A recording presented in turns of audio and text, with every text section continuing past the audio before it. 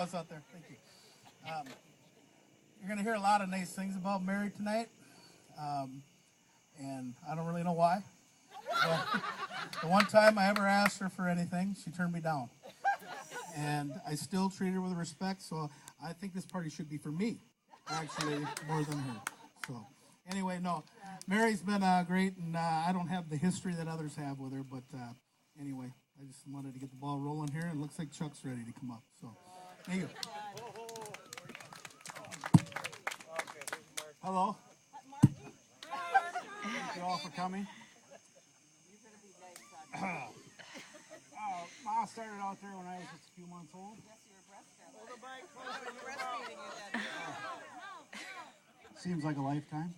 It was for you. I'd just like to say congratulations. I've been trying to talk her into leaving that place for a while now. I just want to say both Mom and Dad both turned 60 this year. I want to say happy birthday to them. So, thanks all for coming. Drive safe.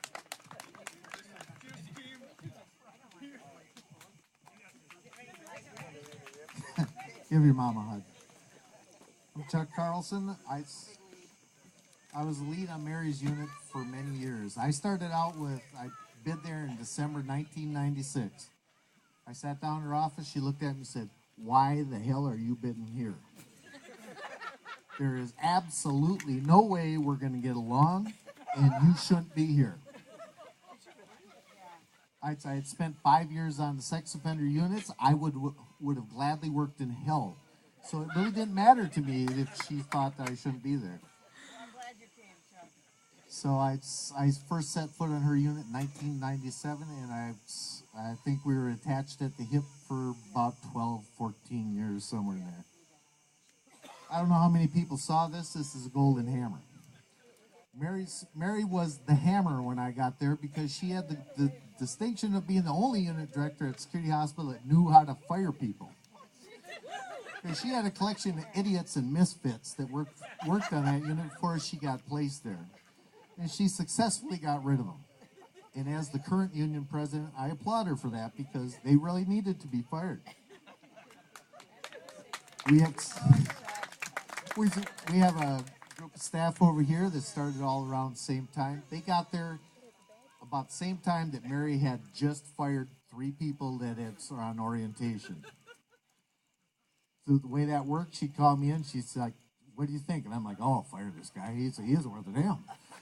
So it's up, down the road to go. But it's like every time I went in and said, "Oh, you got to get rid of this guy, he's worthless." And she'd go, No, we got to work with him. We got to coach him. We got to do this. Got to do that. So we'd be doing that for about 6 months, and she'd say, "Oh, the hell, he's out of there." But I spent many hours in her office where she'd write up emails, and I'd look at them, and she'd go, "Scotty, what do you think?" And so I'd look at it and say, "I think you need to take out the 3rd paragraph and put in this and the next one down." She'd say, "Thanks, Scotty." I'm like, "Oh, no problem." Because it got to the point where I didn't notice that she was doing it anymore. And there was every now and then she'd do an email, and I go, "Oh my God, they're going to fire you if you say that." But so we had a working relationship that I don't think can ever be matched. I've been out at Security Hospital for going on 24 years. She's the only person I've ever called boss in my whole career. Love her dearly, and thanks for being my boss. Marky with me.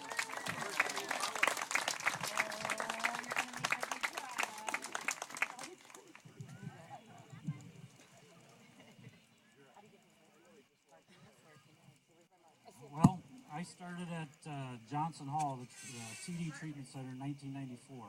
I'm not sure what year Mary decided that they should start sending their patients down for CD treatment. It was a really good idea, but when she started, we weren't quite familiar with all the security concerns down there. And I had heard of Mary. Everybody said, well, I'll say don't mess with Mary, but that's not the word they used. So I had heard of her, never met her. And I can't remember exactly the issue, but somebody had called down, security issue, telling them this is what's supposed to happen with this patient, blah, blah, blah. And it didn't happen. so I was the patient's counselor. She called down screaming at me on the phone.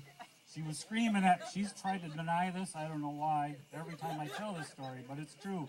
Screaming at me on the phone, what the hell are you people doing down there?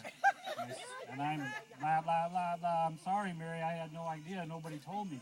Well, from now on, by God, we're going to talk to you and only you, and this is the way it's going to be done, and we're not going to have any more excuses. So, needless to say, I was scared to death of Mary right after that. But, on the other side of the coin, funny I should say that, I don't know if all of you know, but most of the time when people finish chemical dependency treatment, they get a medallion. And Mary's been a big supporter of all the patients getting CD treatment, big supporter of all the patients getting what they really need anyway. And I always really appreciated that about her and wished I could have been on her unit all the time, but it just couldn't work out that way. But so I brought Mary a medallion for all of her support of us and her patients.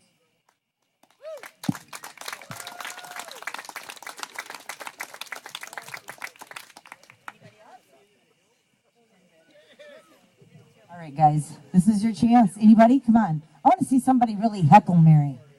We got him out there, just like they do on TV. That I live watching all my life is TV. Should we share some camp secrets? I think camp secrets would be awesome. Come on up. No camp secrets? See, Mark knew what's going on. What happens at camp stays at camp. If anybody wants to make some money, Johnson and Johnson baby powder. oh yeah, it's everywhere. I just have to say that I think Mary attracted crazy people. Not just patients, but the staff that landed on her units. That's true.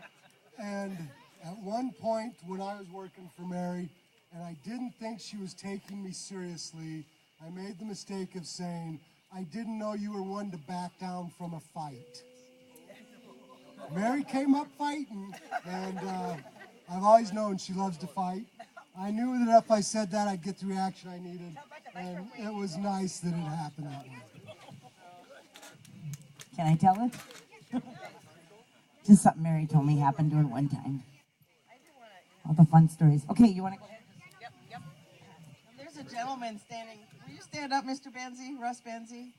He was my first boss in 1969. I'm so happy he came. It's Russ Benzie. He was right out of high school. And he taught me how to work and to show up on time. Didn't you, Russ? And he was also the softball umpire, weren't you, Russ?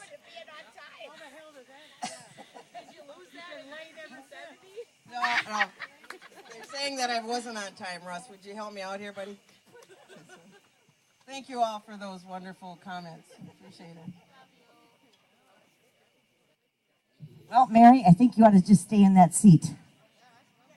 Mary, stay in the seat, because we have a special treat for you.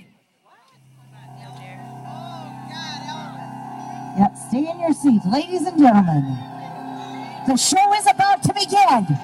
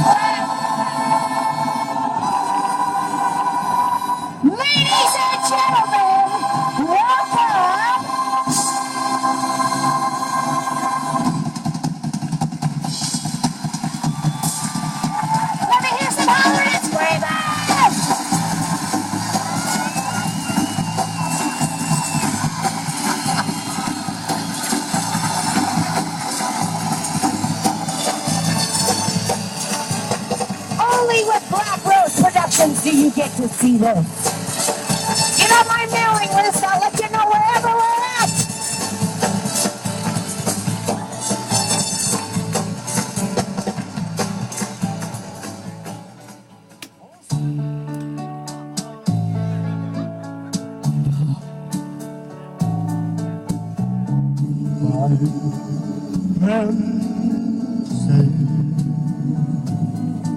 Only fools rush in, but I am fallen in love with you. Shall I stay? Would it be a sin if I can't fall in love with you? Like a river flows surely to the sea, darling, so it goes. Some things are meant to be. Take my hand, take my whole life too. For I can't help falling in love with you. Like a river flows surely to the sea, darling, so it goes. Some things are meant to be.